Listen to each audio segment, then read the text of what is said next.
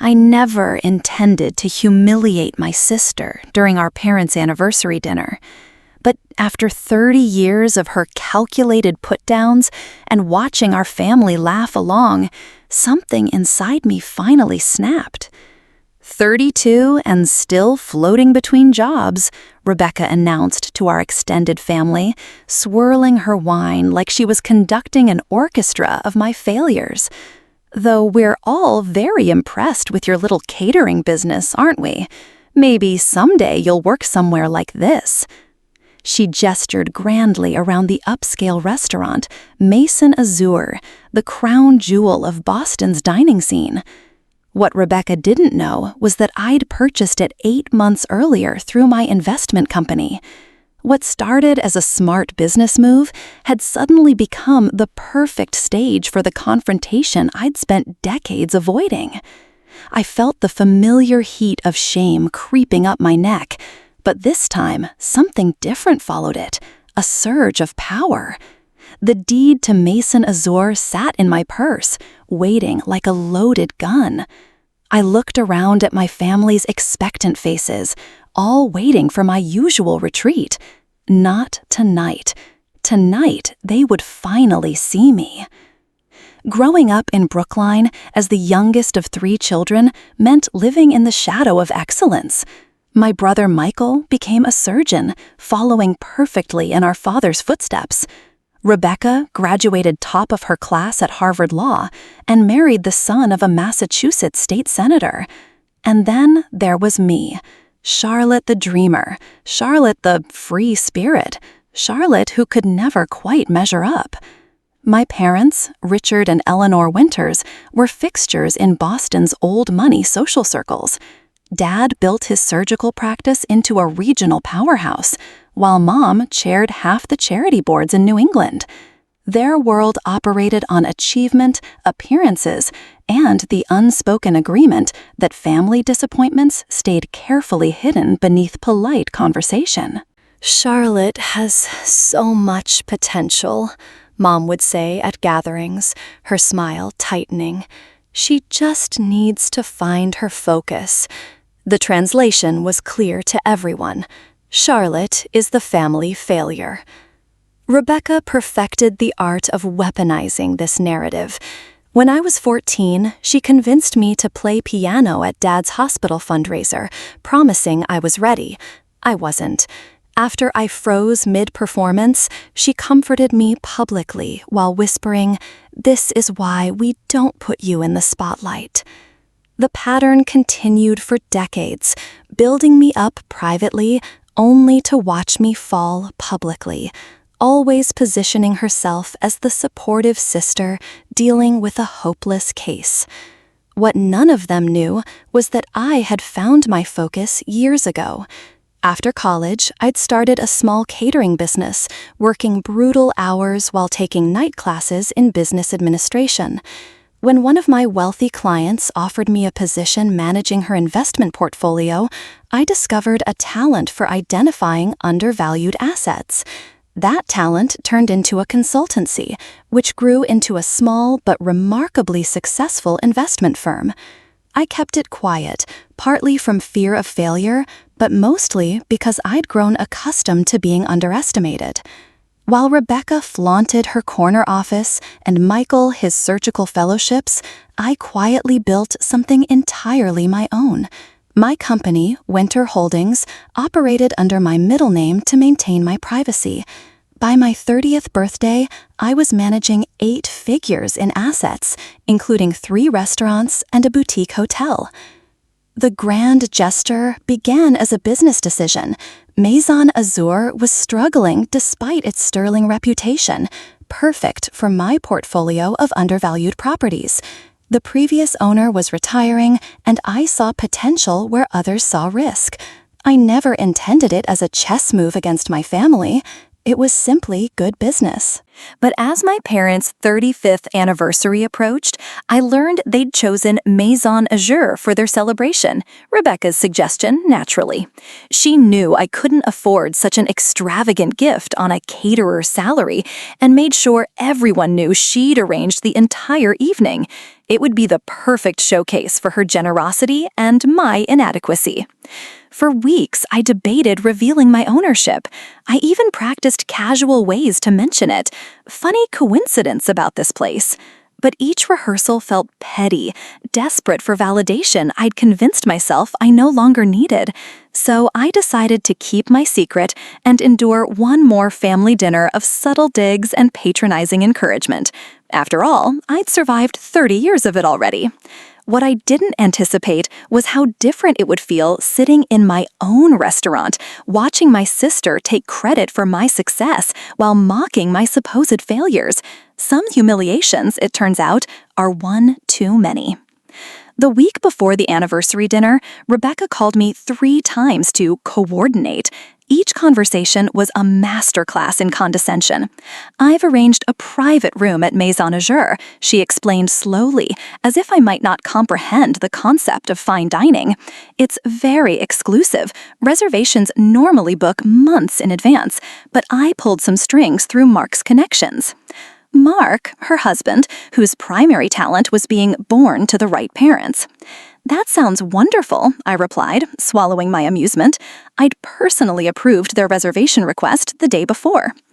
"I thought you might want to contribute somehow," she continued. "Maybe you could bake Mom's favorite cookies for the dessert table? I've already cleared it with the restaurant." She hadn't, of course. No outside food was allowed, a policy I'd implemented myself. "I'll see what I can do," I said, making a mental note to have my executive chef prepare an assortment of Mom's favorites instead. The evening of the anniversary, I arrived early. I told my staff to treat me like any other guest, a directive that visibly confused them. Martin, my general manager, pulled me aside in the lobby. "Ms. Winter, is everything all right? Should I inform the kitchen about any special arrangements?" "Just follow the plan we discussed," I whispered. "And remember, tonight, I'm just Charlotte Winters, not your boss." He nodded uncertainly as I slipped him an envelope. "Personal gift for my parents. Have this brought out with dessert."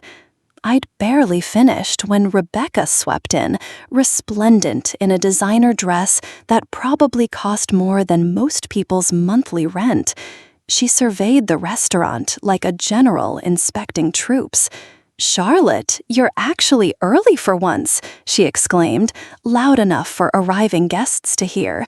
"I was worried we'd have to start without you." She air-kissed my cheeks, then frowned at my outfit, a simple black dress I'd had tailored specifically for the occasion. "Oh, you look comfortable." The private dining room filled quickly with relatives, family friends, and my parents' colleagues. Mom and Dad arrived to applause, looking genuinely touched by the gathering. Dad's eyes crinkled with warmth as he hugged me. "Charlie girl," he said, using my childhood nickname, "you look beautiful." For a moment, I felt a pang of guilt about what might unfold. Then Rebecca materialized beside us. "Daddy, wait until you see what I've arranged for dinner. The chef here is absolutely legendary." She linked her arm through his. "I had to call in serious favors to secure this room." Throughout the appetizers, Rebecca held court, positioning herself as the evening's architect.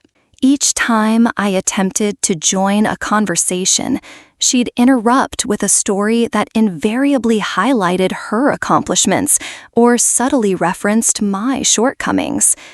"Charlotte tried making coq au vin once for a family dinner," she told my cousin's new husband. "We ended up ordering pizza at midnight."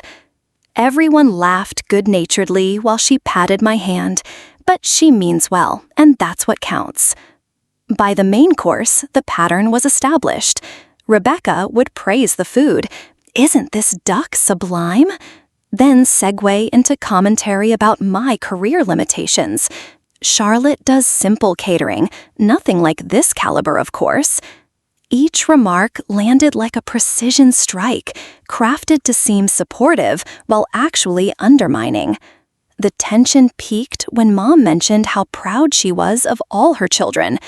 Michael saving lives, Rebecca changing the legal landscape, and Charlotte... She paused, struggling to find comparable achievements. And Charlotte bringing joy through food, Dad finished diplomatically. Rebecca seized the opening. Speaking of Charlotte's career, I have some exciting news to share. All eyes turned to her. I've spoken with Diane at my club about having Charlotte cater their smaller events. It would be a huge step up from the birthday parties and office lunches she's been doing. The table erupted in congratulations. For Rebecca's generosity, not my opportunity. I felt my cheeks burning as relatives praised her for always looking out for her little sister. It's entry level, of course, she continued, but everyone has to start somewhere, even at 32. I gripped my napkin under the table, knuckles white. The restaurant around me, my restaurant, suddenly felt like a stage set for my humiliation. The staff moved efficiently, serving the food I'd selected, pouring the wine from my cellar, all while I sat mute as my sister claimed credit for an evening I was secretly funding. Then came the moment that broke the dam. As dessert was being served, the special selection I'd arranged to honor my mother's favorites, Rebecca raised her glass. "A toast," she announced, "to 35 years of Winter family excellence." She smiled broadly at our parents. "And to many more celebrations in places like this, which, who knows, maybe someday Charlotte will be able to afford to treat us to." The laughter that followed was the final straw. The laughter died slowly, rippling around the table until only Rebecca's voice remained, clear and cutting in the sudden quiet. My hand found my purse, fingers closing around the folded deed I'd brought as an anniversary gift, not as a weapon. "Actually," I said, my voice steadier than I expected, "I could afford to treat everyone right now." Rebecca's smile faltered slightly. "Oh, Charlie, I'm just teasing. We all know catering can be lucrative eventually." "You know what's more lucrative?" I set my wine glass down carefully. "Restaurant ownership." A confused murmur circled the table. Rebecca laughed nervously. "Always the dreamer, maybe in another decade or two." I stood slowly, the chair scraping against hardwood. The room fell silent. "Martin," I called. The general manager appeared instantly at the doorway. "Would you mind telling everyone who owns Maison Azur?" Martin straightened, professional but clearly uncomfortable with the family drama unfolding. "Miss Winter purchased a restaurant 8 months ago. She's been an exceptional owner." My mother's champagne glass froze halfway to her lips. My father's eyebrows rose so high they nearly disappeared into his hairline. "There must be some confusion," Rebecca said quickly. "My sister runs a small catering company." "No confusion, Miss Winters," Martin replied. "Charlotte Winter is the sole owner of Maison Azur, as well as Bistro Lucienne and the Harbor Room. She's been instrumental in revitalizing all 3 establishments." The silence that followed was absolute. I could almost hear the mental calculations as 30 years of assumptions recalibrated in real time. "That's impossible," Rebecca finally managed. "She couldn't possibly afford."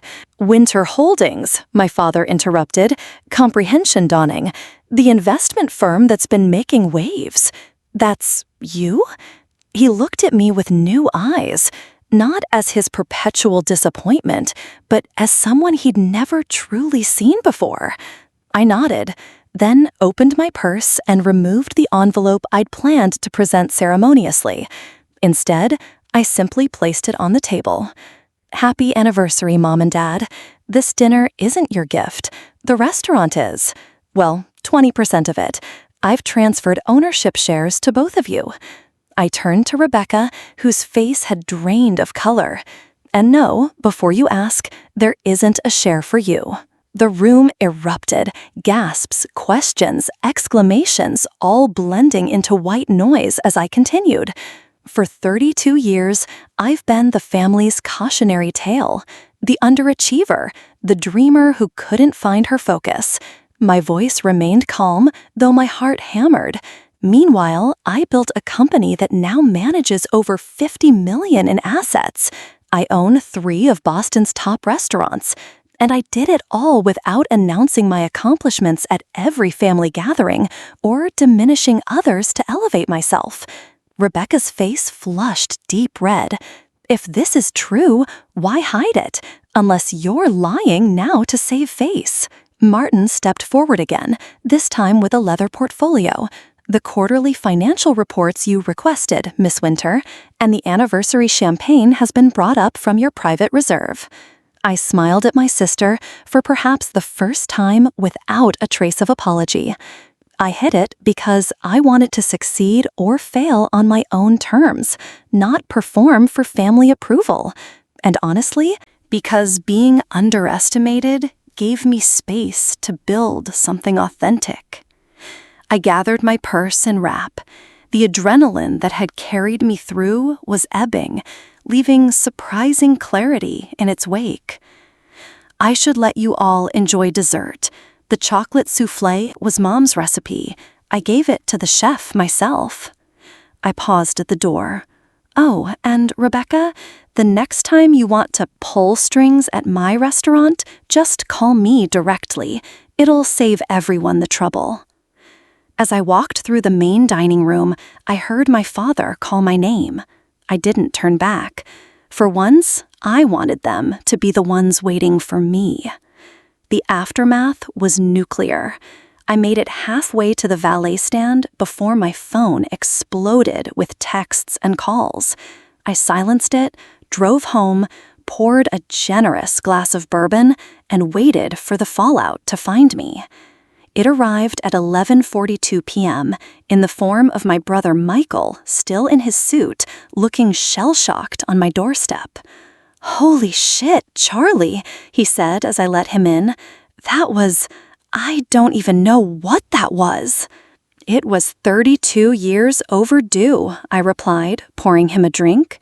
Michael had always occupied a neutral position in our family drama, too busy with medical school and then his surgical career to fully notice the dynamics playing out around him.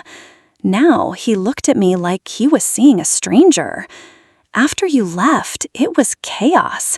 Rebecca was in tears, insisting you must have borrowed money or married secretly or something. Mom was trying to process everything.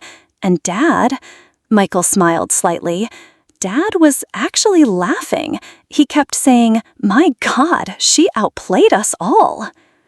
The next morning, my parents arrived unannounced. Mom's eyes were red-rimmed, Dad clutching the ownership papers I'd left behind.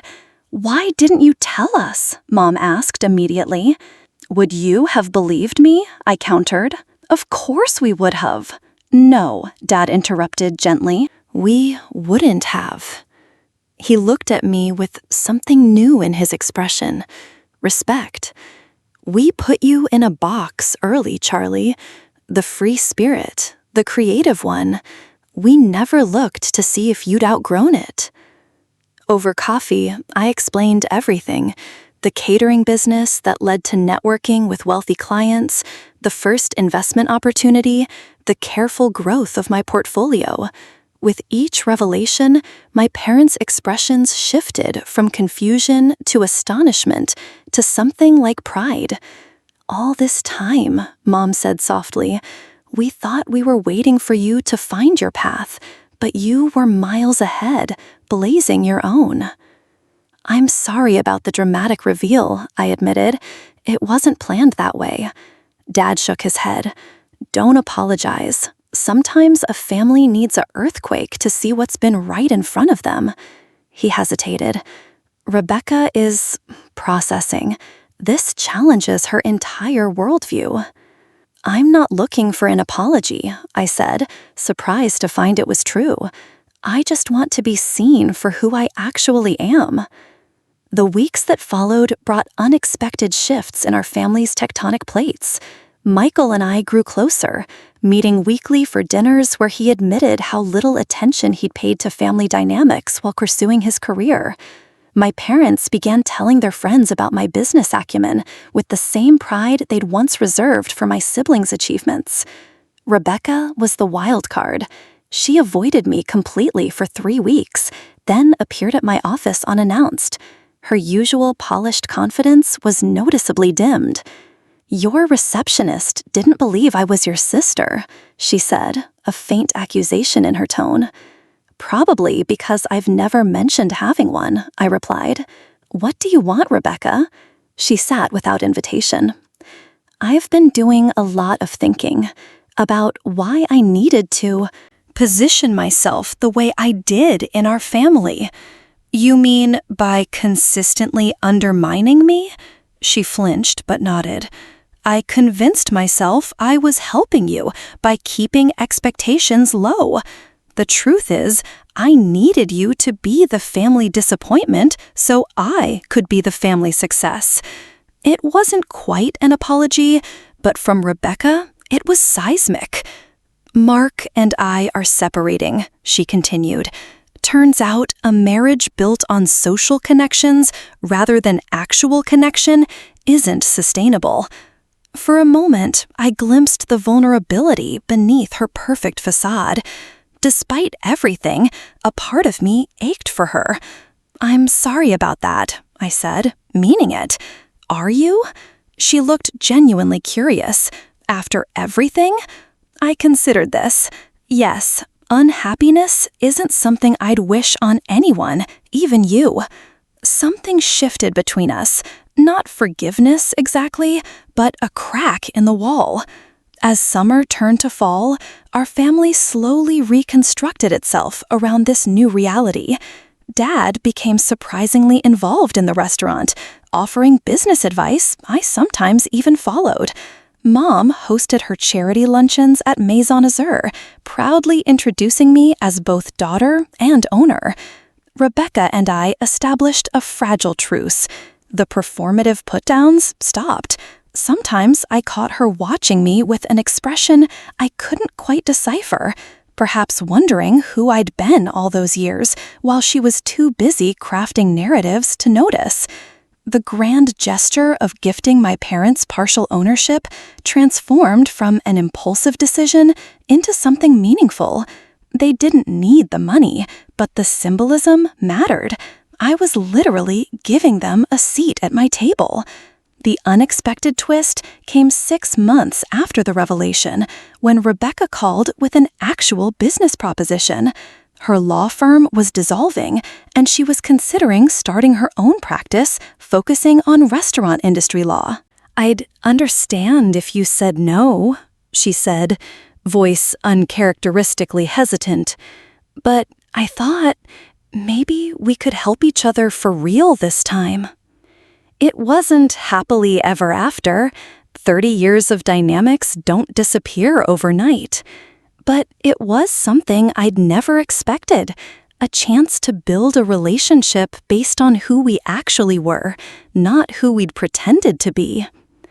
When people ask me now if I regret my dramatic revelation, I think about all that followed, the painful conversations, the reconstruction of relationships, the slow discovery of authenticity.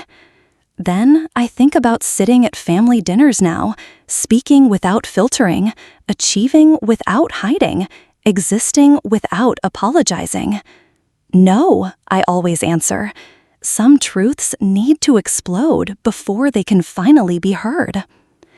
Looking back, I realize my story isn't really about restaurants or secret success. It's about the courage to step out of the roles we're assigned by family, even when those roles feel like comfortable prisons. For years, I thought keeping my achievements hidden was protecting me.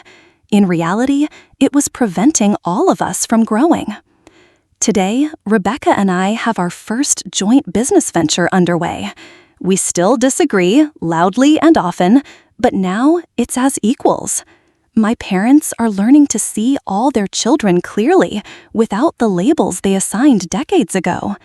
And I'm learning that visibility, though terrifying, creates possibilities I never imagined when hiding in plain sight. If you're wearing a mask in your own family, ask yourself what might happen if you took it off. The aftermath might be messy, but authenticity creates space for real connection that pretense never can. If this story resonated with you, please hit the like button and subscribe for more real-life stories about family dynamics, personal growth, and the complicated journey toward being seen for who you truly are. And share your own stories in the comments. I read every one.